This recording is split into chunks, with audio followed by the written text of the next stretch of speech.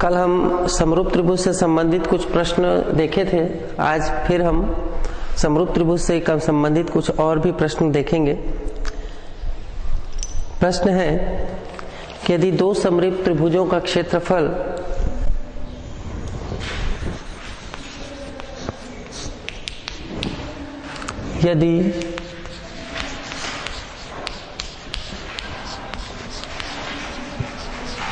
समरूप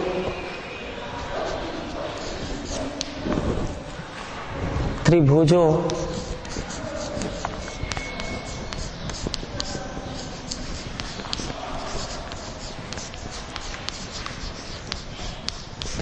का क्षेत्रफल क्रमशः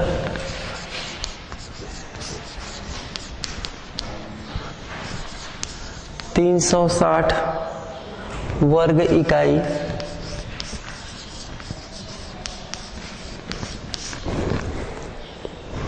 व 490 वर्ग इकाई हो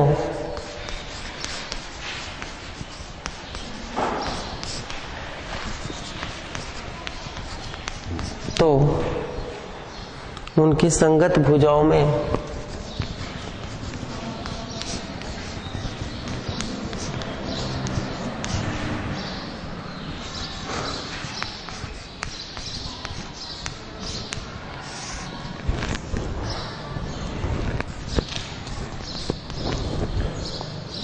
अनुपात ज्ञात कीजिए।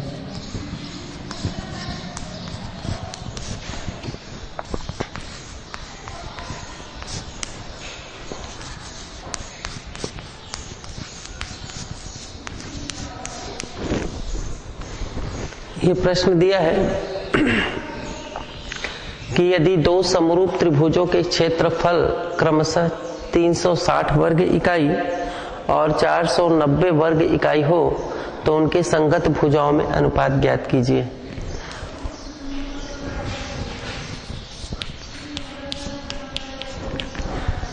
माना दो समरूप त्रिभुज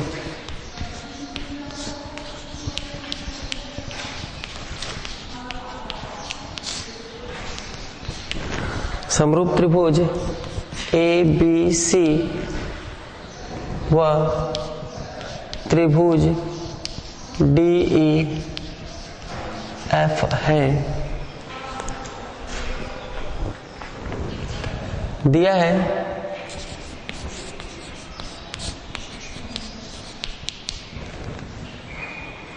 क्षेत्रफल त्रिभुज ए बी सी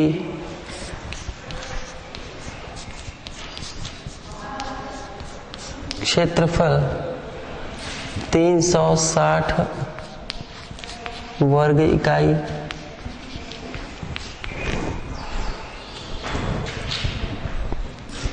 त्रिभुज DEF क्षेत्रफल 490 वर्ग इकाई।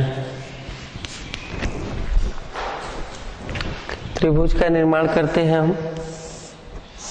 त्रिभुज ए बी सी, त्रिभुज डी ई और एफ। अब चूंकि त्रिभुज ए बी सी समरूप है त्रिभुज डी ई एफ के, जब त्रिभुज समरूप है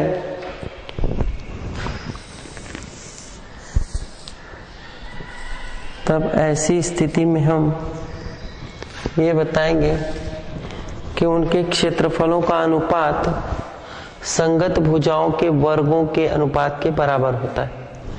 तब हम, जो कि कल हम एक प्रमेय सिद्ध किए थे, उसी प्रमेय पर आधारित ये प्रश्न है। तब क्षेत्रफल त्रिभुज ABC बटा क्षेत्रफल त्रिभुज DEF बराबर उनकी संगत भुजाओं के वर्गों के अनुपात के बराबर होता है। तो BC का वर्ग बटे EF का वर्ग लिख सकते हैं। परंतु क्षेत्रफलों का अनुपात दिया हुआ है 360 बटे 490 बराबर BC का वर्ग बटे EF का वर्ग। 0 से 0 को काट दो, यहां बच जाएगा 36 बटा 49 बराबर BC का वर्ग बटे EF का वर्ग। 36 को हम लिख सकते हैं, क्या लिख सकते हैं 36 को? 6 का वर्ग बटे 49 को 7 का वर्ग बराबर BC का वर्ग बटे EF का वर्ग।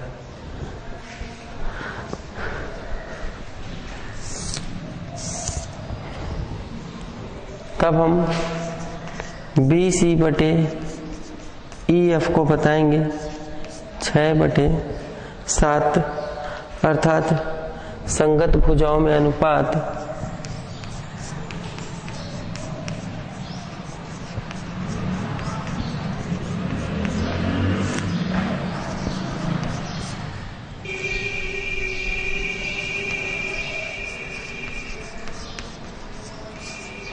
अनुपात 6:7 होगा। ये इसका आंसर होगा।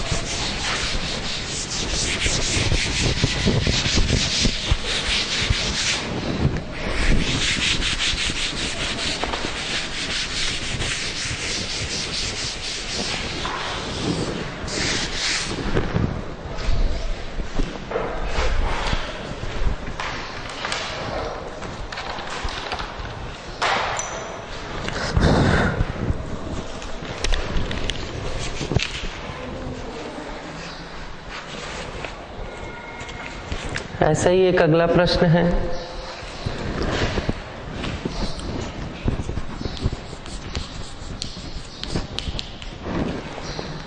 यदि दो समरूप त्रिभुज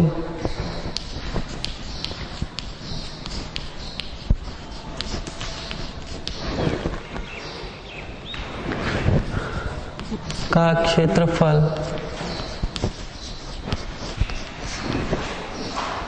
क्रमशः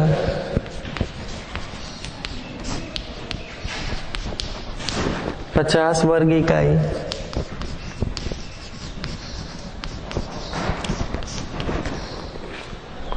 वह 72 वर्ग इकाई है तो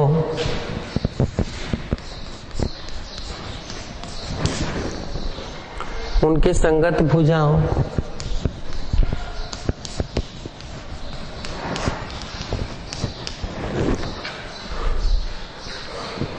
में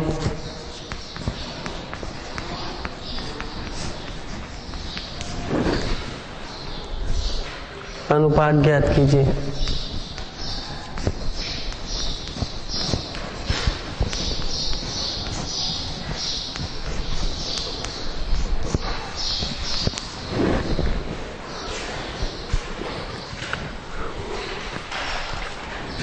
फिर वही हम उनके क्षेत्रफलों का अनुपात लेंगे और क्षेत्रफलों का अनुपात संगत भुजाओं के वर्गों के अनुपात के बराबर होता है। उसी प्रमेय पर आधारित ये भी प्रश्न है।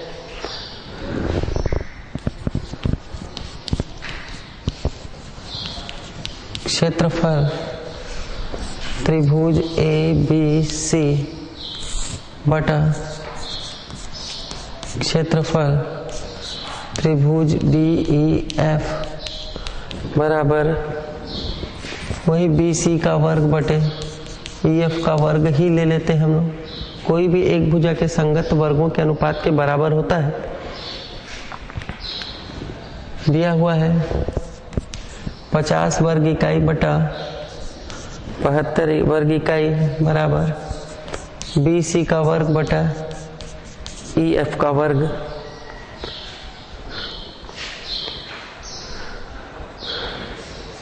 इसको हम ऐसा लिख सकते हैं 50 बटे 72 बराबर BC बटा EF का होल वर्ग। होल वर्ग इसलिए ले लेंगे हम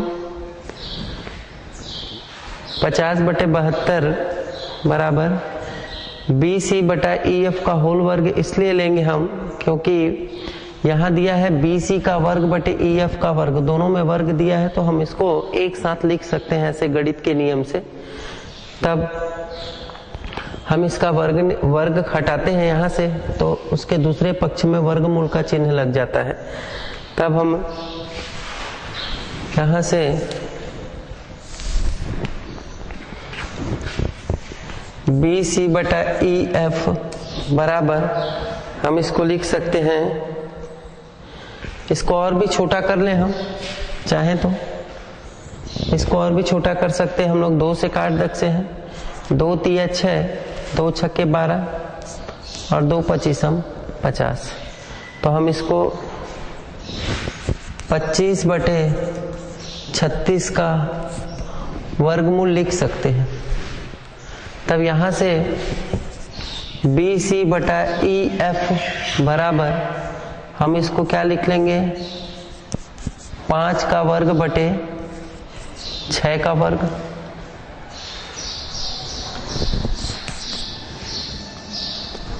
इसलिए BC बटा EF बराबर वर्ग को हटाते हैं और इधर से वर्गमूल का चिन्ह भी हट जाएगा। तब हम इसको लिखेंगे सिर्फ 5 बटा 6। अतः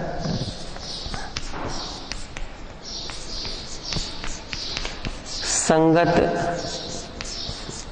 भुजाओं में 5:6 अनुपात होगा।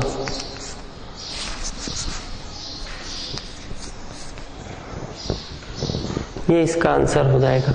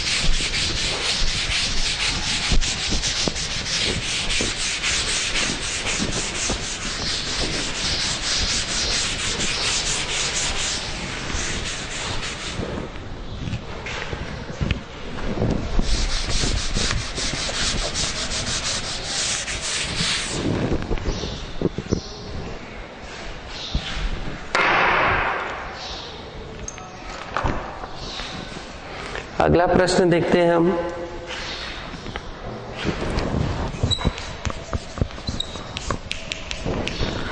यदि त्रिभुज ABC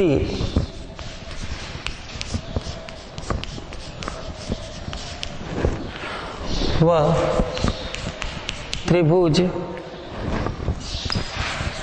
PQR दो समरूप त्रिभुज हों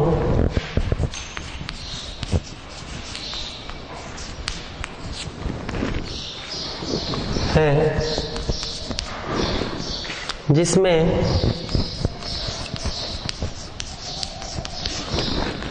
AB बराबर 4 सेंटीमीटर,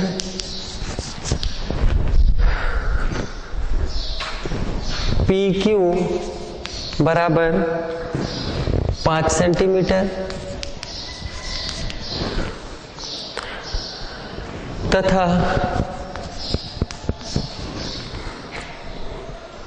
त्रिभुज PQR में त्रिभुज PQR का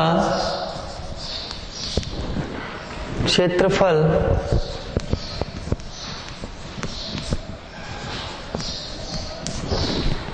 20 वर्ग सेंटीमीटर है।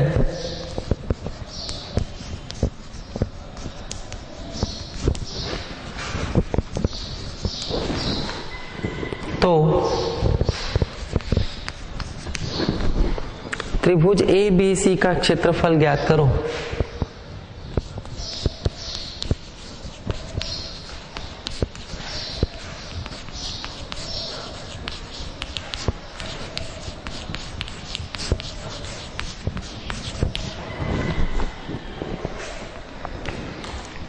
दिया है प्रश्न, यदि त्रिभुज ABC और त्रिभुज PQR में दो समरूप त्रिभुज हैं, जिसमें AB बराबर 4 सेंटीमीटर, PQ बराबर 5 सेंटीमीटर तथा त्रिभुज PQR का क्षेत्रफल 20 वर्ग सेंटीमीटर है, तो त्रिभुज ABC का क्षेत्रफल ज्ञात करो।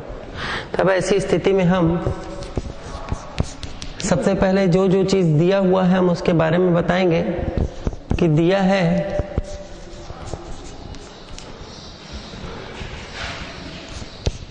AB बराबर 4 सेंटीमीटर,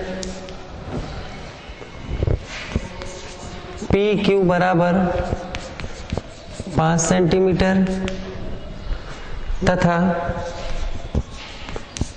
त्रिभुज PQR का क्षेत्रफल बराबर दिया है 20 वर्ग सेंटीमीटर। अब सबसे पहले ये बता दिया है कि त्रिभुज ABC समरूप है त्रिभुज PQR के। अब जब त्रिभुज समरूप है तो उनके क्षेत्रफलों का अनुपात उनकी संगत भुजाओं के वर्गों के अनुपात के बराबर होता है।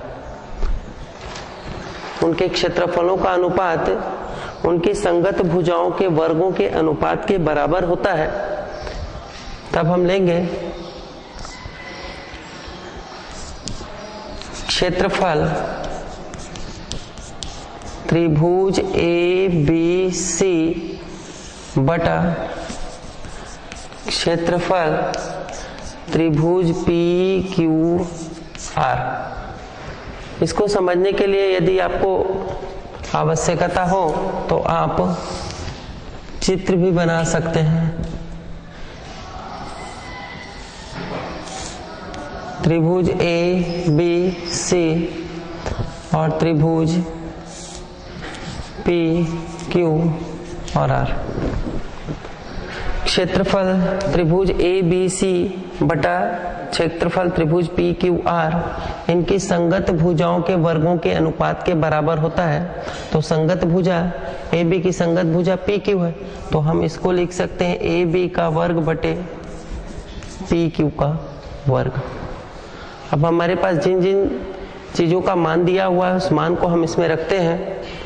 क्षेत्रफल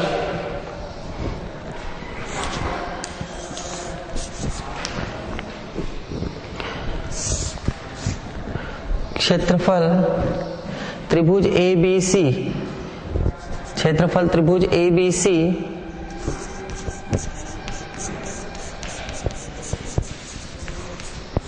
बटा क्षेत्रफल त्रिभुज PQR, त्रिभुज PQR का मान दिया हुआ है, वो दिया है 20 बराबर संगत भुजाओं के वर्गों के अनुपात के बराबर होता है। संगत भुजा दिया हुआ है 4 का वर्ग बटे 5 का वर्ग। तब ऐसी स्थिति में हम क्षेत्रफल त्रिभुज ABC बराबर निकालेंगे बटा 20 बराबरी 4 का वर्ग में 4 चौक 16, 5 का वर्ग मतलब 5 पंचे 25।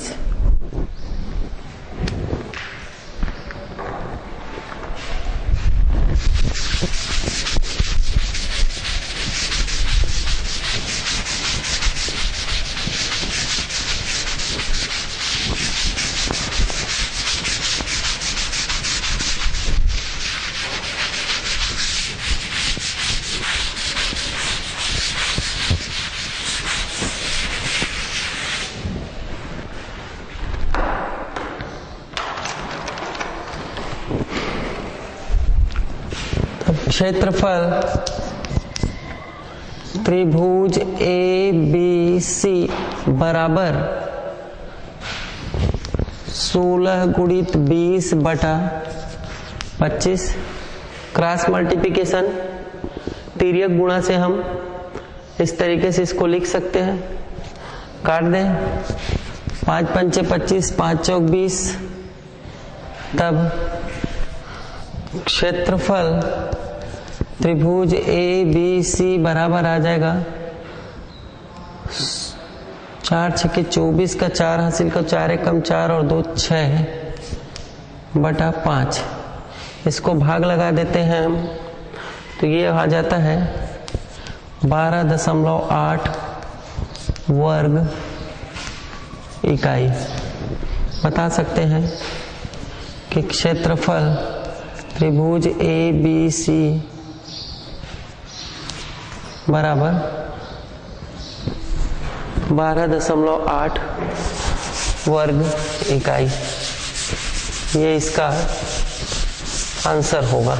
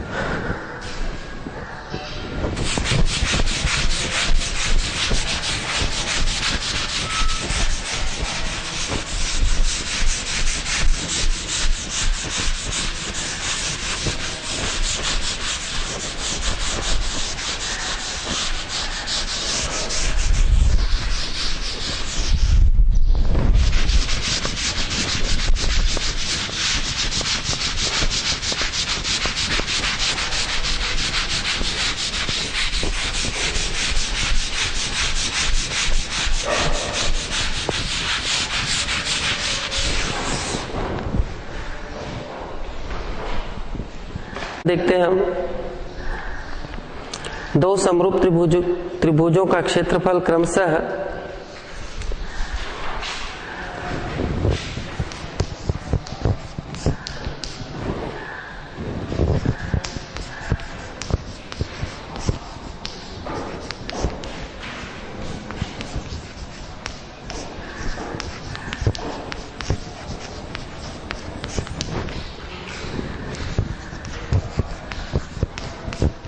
क्रमशः 25 वर्ग सेंटीमीटर व 49 वर्ग सेंटीमीटर है।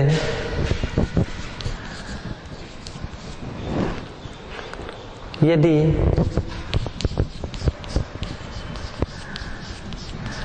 पहले त्रिभुज की एक भुजा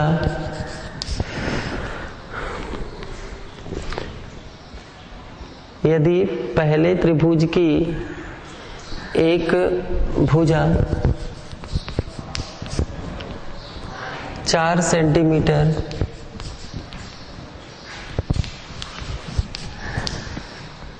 हो तो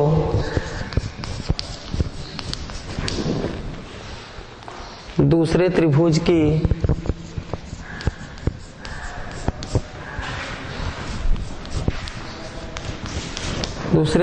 की संगत भुजा का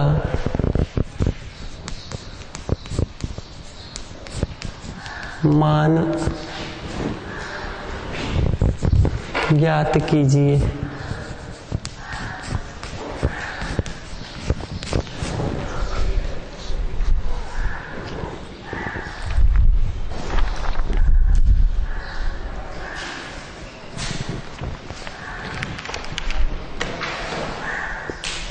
दो समरूप त्रिभुज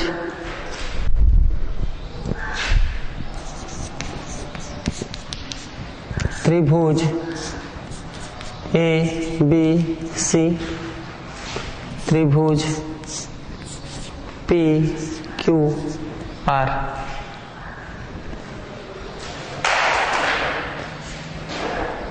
दिया है त्रिभुज ए बी सी समरूप हैं त्रिभुज पी क्यू आर के। त्रिभुज ए बी सी समरूप है त्रिभुज पी क्यू आर के। तब हम प्रमेय से त्रिभुज ए बी सी का क्षेत्रफल बटा त्रिभुज पी क्यू आर का क्षेत्रफल बराबर उनकी त्रिभुज की एक भुजा 4 सेंटीमीटर और दूसरे त्रिभुज की संगत भुजा का मान ज्ञात करो कह रहा है। तो हम कोई भी एक भुजा ले लेते हैं, ए बी का वर्ग बटे पी क्यू का वर्ग। हमारे पास जो मान दिया है उस मान को इस प्रमेय के आधार पर रखते चलते हैं। त्रिभुज ए बी सी का क्षेत्रफल दिया हुआ है 25/49 बराबर ए बी का वर्ग बटा, यदि पहले त्रिभुज की एक भुजा मतलब हम पहले त्रिभुज की एक भुजा के वर्ग में लेंगे, हम इसको लेंगे हम 4 का वर्ग बटा दूसरे त्रिभुज की पी क्यू का वर्ग। अब हम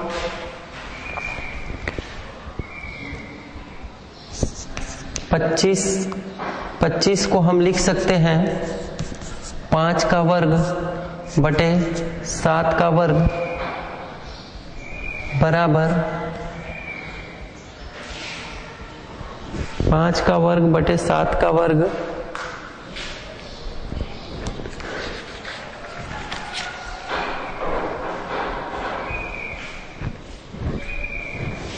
और इधर हम 4 का वर्ग बटे पी क्यू का वर्ग। यदि सभी दोनों पक्षों से हम वर्ग को हटा देते हैं तो हम इसको लिख सकते हैं 5/7 बराबर 4 बटा पी क्यू। ऐसी स्थिति में हम पी क्यू का मान ज्ञात करते हैं। पी क्यू तिर्यक गुणा कर देते हैं, ये हो जाएगा 5 पी क्यू बराबर 7 गुणित 4, तब पी क्यू बराबर हो जाएगा 7 गुणित 4 बटा 5 और पी क्यू का मान हो जाएगा 28 बटा 5 और पी क्यू को हम ऐसा लिख सकते हैं 5 पंचे 25 और 5 छक्के 30, 5.6 सेंटीमीटर। ये इसका आंसर हो जाएगा।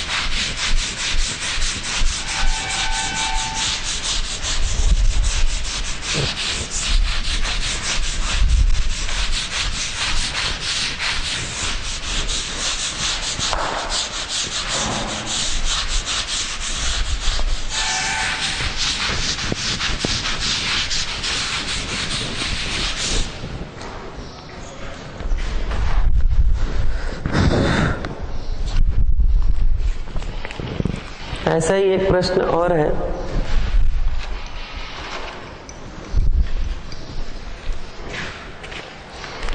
दो समद्विबाहु त्रिभुज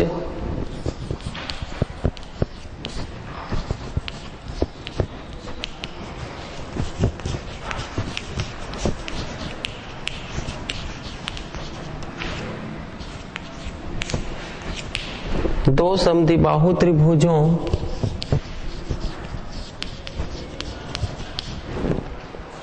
के शीर्ष कोण समान है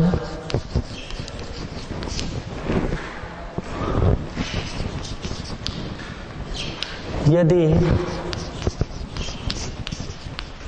उनके क्षेत्रफलों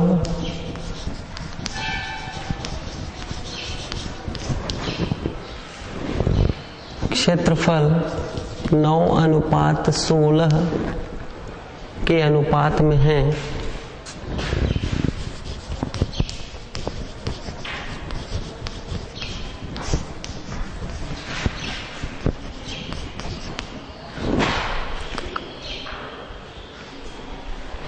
तो उनके संगत शीर्ष लंबों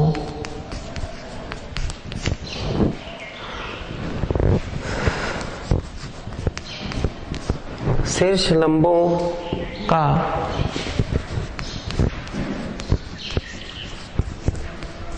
अनुपात ज्ञात कीजिए।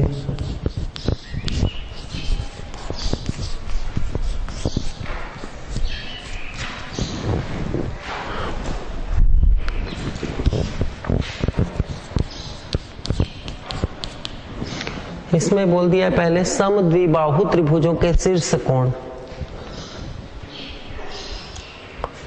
समद्विबाहु त्रिभुजों के शीर्ष कोण समान है। शीर्ष कोण मतलब ऊपर का कोण समान है यदि उनके क्षेत्रफल 9:16 के अनुपात में है तो उनके संगत शीर्ष लंबों का अनुपात ज्ञात करो। संगत शीर्ष लंबों का, तो अब हम इसी स्थिति में दो त्रिभुज निर्माण करते हैं। त्रिभुज ए बी सी, त्रिभुज डी ई और एफ। ये संगत शीर्ष लंब शीर्ष कोण समान है, मतलब ये कोण और ये कोण समान है इसके, तब इनके शीर्ष लंब डालते हैं हम AM और इस पर एक लंब डालते हैं हम, ये हो जाता है DN। तब दिया है क्षेत्रफल त्रिभुज ABC बटा क्षेत्रफल त्रिभुज DEF बराबर दे दिया है 9/16। 9/16 दिया हुआ क्षेत्रफल। तब निश्चित है हमको ज्ञात करने क्या बोला है कि उनके संगत शीर्ष लंबों का अनुपात अर्थात AM/DN हमको फाइंड आउट करना है, ज्ञात करना है। तब AM/DN बराबर प्रश्नवाचक चिन्ह अर्थात हमें उसे ज्ञात करना है।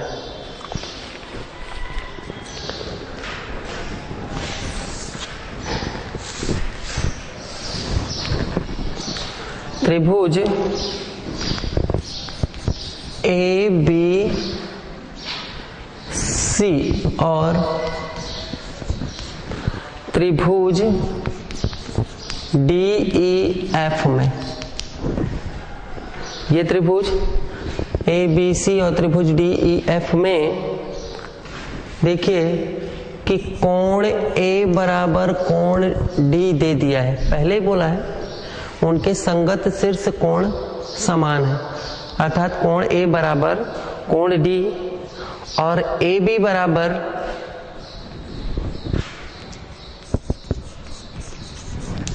और कोण भुजा AB बराबर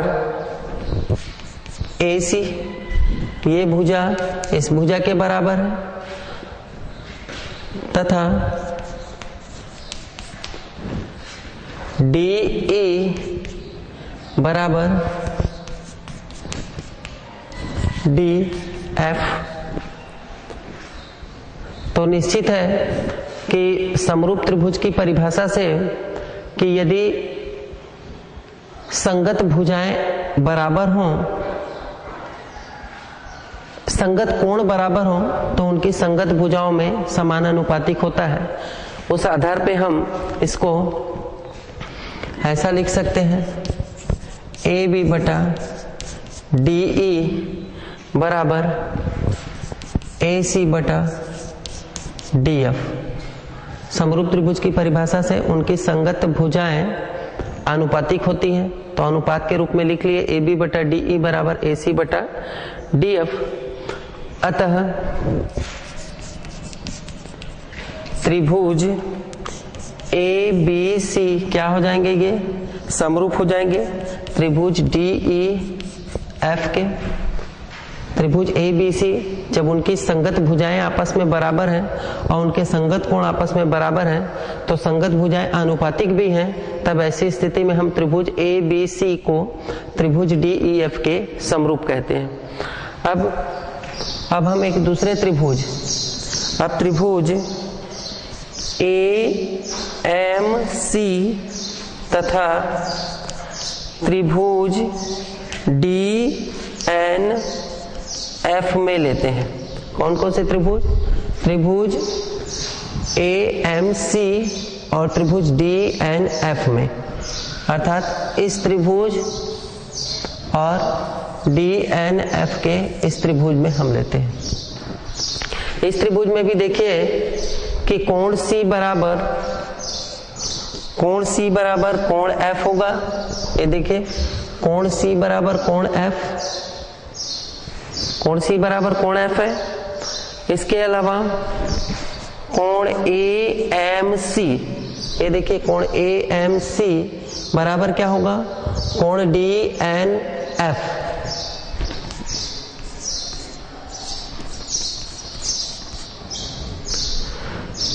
संगत कोण बराबर है, अतः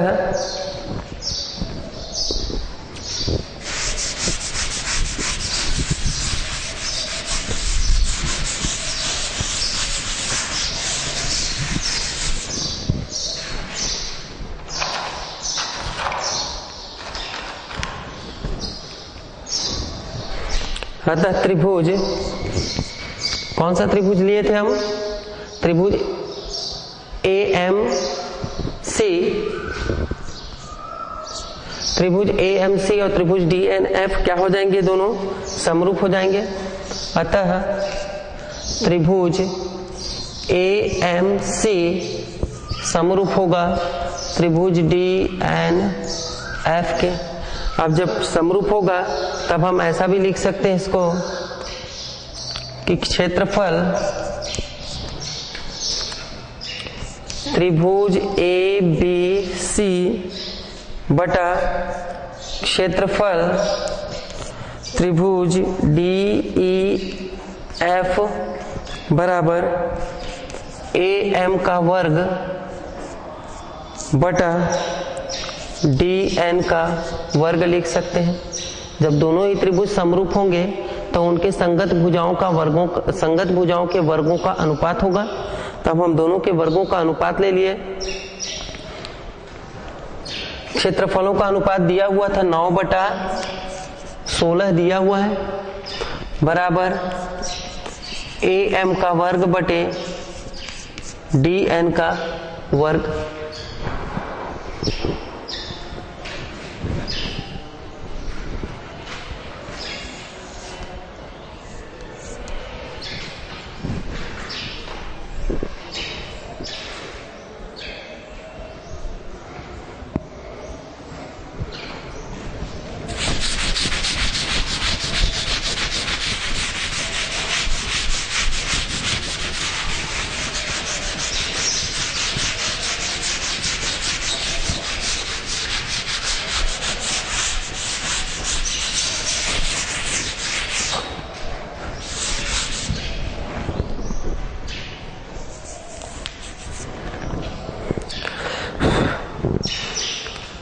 हम इसको 3 का वर्ग बटे 4 का वर्ग भी लिख सकते हैं और यहाँ बता सकते हैं कि AM का वर्ग बटे DN का वर्ग बता सकते हैं हम।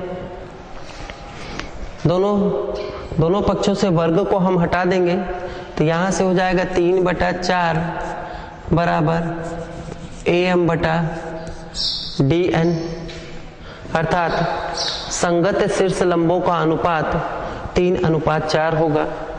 बता देंगे, अर्थात त्रिभुज के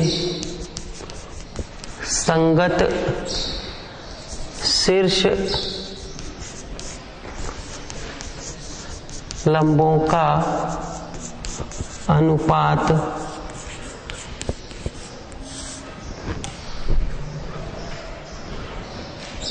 3:4 होगा।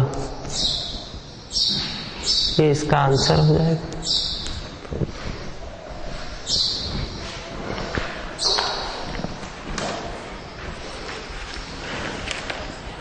इस तरीके से